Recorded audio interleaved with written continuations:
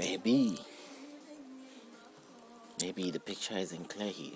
There are others who also have a different belief, like the Muslims. They probably believe that he didn't die. Maybe they don't believe that his gospel was something to do with save mankind from anybody's sins.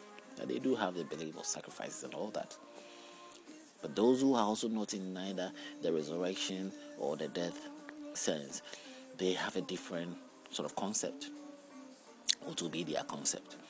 If he didn't come to die for you, they accepted their death. In fact, in the Quran, you die, you go to heaven. They have no problem. They don't think about whether he died to save somebody's life, whether he lived to save somebody's life. All they see is he's a prophet, he did great things, and that's all there is to it. But at the end of the day, he later on maybe died, or they said actually it's like he went up to heaven, just like Enoch. God took him, or Elijah. He went up to heaven. He didn't die. So I don't think they are there for the other part, which tells you that they believe in the guidance. He gave you instructions on how to live a holy life. So God will also take you up to heaven, or that if you obey God, that's fine. They believe in obedience and following the law, just like the Judaism, following the works, do the works, even though they fail every day of their life. But they believe that is the way to go forward, not like somebody sacrificing his life for you to give you life. That idea is different. So with what I'm saying here, they have no problem with that issue. It doesn't mean the Quran is good, or I advocate for the Quran. No. It is equally construed construed in its text some way, in the sense that it hasn't got a straightforward deal. Just like we have all these mixed stories here. It's the same thing here. Because Allah has got creation, it's also the one that created, and somehow Allah has given instructions of which they are supposed to terminate or destroy certain enemies. He even limits women in so many ways and gives so much liberation to men that men go out and do whatever they have to do. They can associate with whoever, but not as women can. But in so many ways also, he also teaches them to exterminate others who are enemy to them.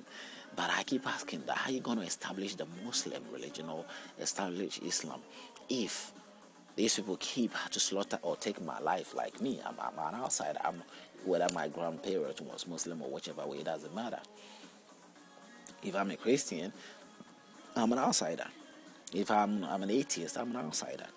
I mean, if for all this time I have not gone to, let's say, sworn in as an Islamic person, then I'm not an Islamic person, so I'm outside that.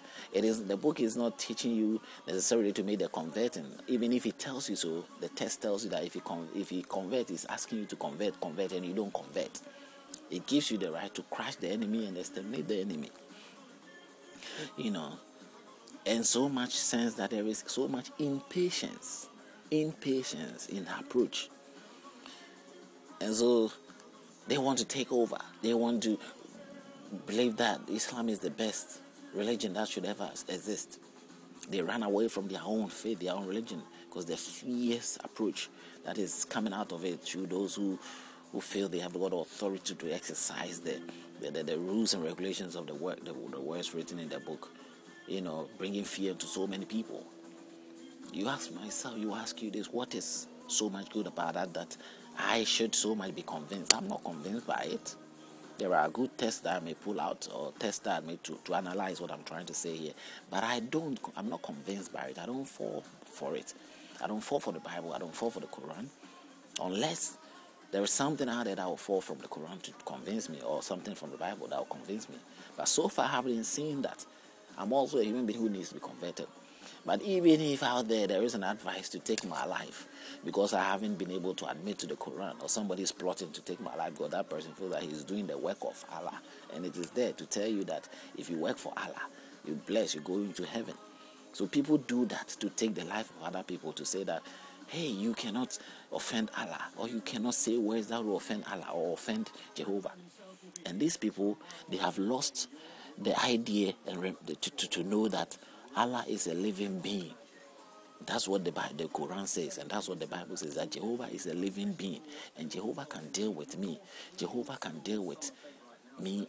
Allah can deal with me.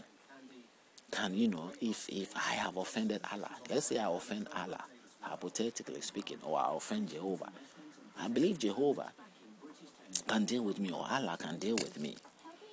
Why should you plot evil against me? Because the book tells you so, but you have to question the book, question the Quran, or question the Jehovah book, Bible.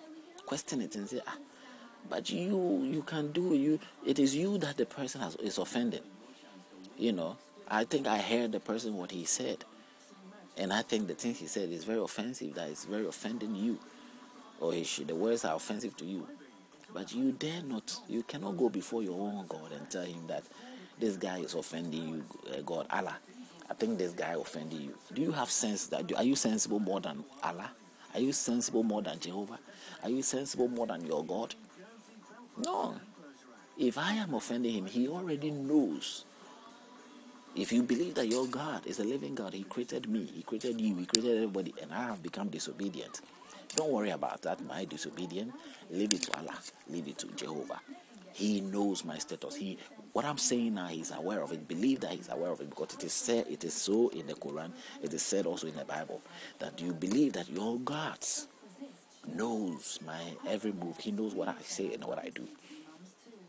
And if he finds it offensive, he can deal with me by himself. You shouldn't go ask God. You talk to Allah and say, Allah, I don't think it's necessary for me to obey this command, because you already know and you can deal with the person yourself. So why should I go and do anything? But the thing is, you will not recognize, you are failing to recognize that there is something deceptive about it. There is something persuasive going on. It's not necessarily honest and truthful words. It's like persuasive words, because he's asking you to do something that he also has told you that he is capable of dealing with his own affairs. Yet he wants you to go and do something. Why would he want you to do if he can capable? You who have got limitations, and you don't even know that what you are doing is right or wrong in the sight of your own God, that you will do something later, your own God will turn around and use other people to strike you too, because he realized, he told you that what you did was wrong. Meanwhile, you were obeying the words in the book. Somebody, like, excuse me to say, Bin Laden is dead because he was obeying the words in the book. He was obeying. Maybe he was meant to die, fine.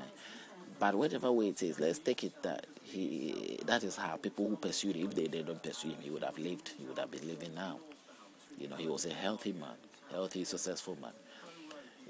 But he was being pursued because he has provoked people. Provoked people in the sense that he was obeying command of doing something for Allah. And so all these people and all these religious people, all these religious counseling, all these books that we are having, it is leading people in some past, leading people astray and making a fool out of people, but not necessarily establishing the peaceful mindset that I should expect and you should expect. But then again, you have it in your hands to figure out what the real or the true answers are. And if you take your time and you're going to read the Quran or read the Bible, you will figure it out yourself. So let's keep on before we move or deviate from anything. We're still on track here. In 30, as we have learned from what the voices are said here in Deuteronomy of what you call it, 13. Jehovah wants you to say, if you come back to him, no problems. I've explained to you that all those things really don't make the real solid sense that we require. 31, Joshua, the new leader of Israel, an appointed leader, was Joshua that has to come after. He was being groomed by who? Moses, to take over, because Moses was assured that he was going to die somewhere along the line. He will not reach the promised land. Now in 32, we've already talked about it. It reveals the songs of Moses, where it is being revealed here how God is revealing in these words through the lips of Moses that he bought the Jewish people. He bought them. They were not truly like something that people that he really created with his own hands or something, but that he bought them. He made that society, he made them what they were. So he has adapted them. Now, where did the Jews come from then?